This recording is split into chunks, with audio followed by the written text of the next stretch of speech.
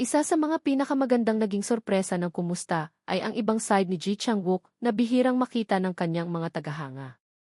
Kilala siya bilang isa sa pinakamahuhusay na Korean actors, pero sa programang ito, hindi siya isang karakter sa drama.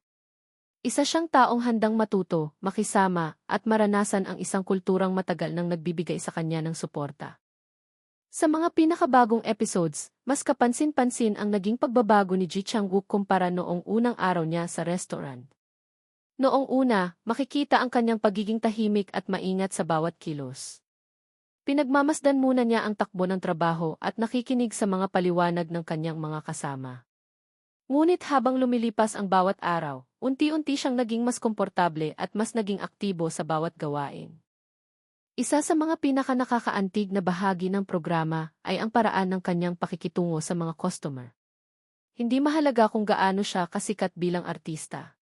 Sa loob ng restaurant, pareho lamang ang kanyang papel sa lahat.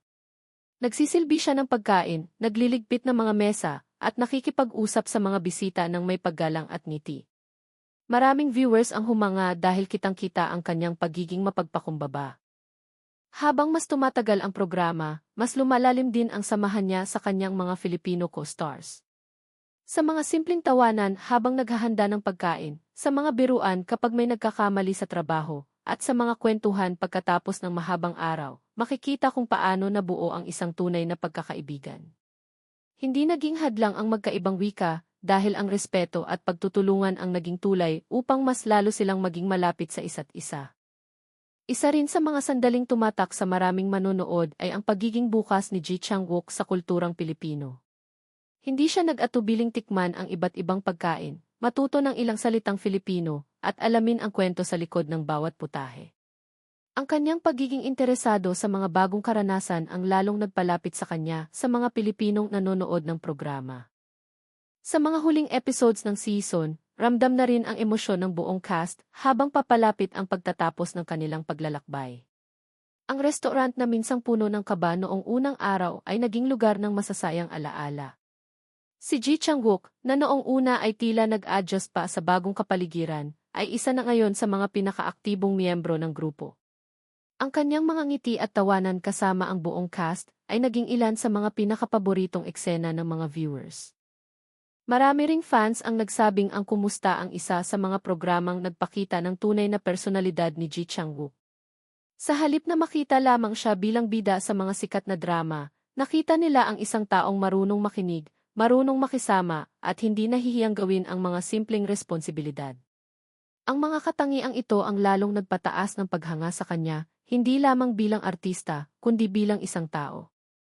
Habang patuloy na pinag-uusapan ang mga huling episodes ng Kumusta, dumarami rin ang mga nananawagan na magkaroon ng panibagong season.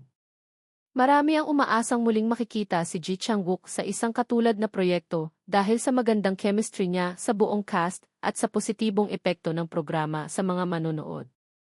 Sa ngayon, wala pang opisyal na kumpirmasyon para sa ikalawang season, ngunit nananatiling positibo ang usapan dahil sa malakas na suporta ng publiko.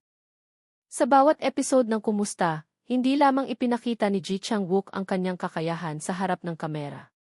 Mas ipinakita niya ang kanyang pagiging totoo, ang kanyang paggalang sa ibang kultura, at ang kanyang kakayahang makabuo ng koneksyon sa mga taong ngayon lamang niya nakilala. Marahil iyon ang dahilan kung bakit marami ang nagsasabing ang Kumusta ay naging isa sa kanyang pinaka-espesyal na variety show appearances.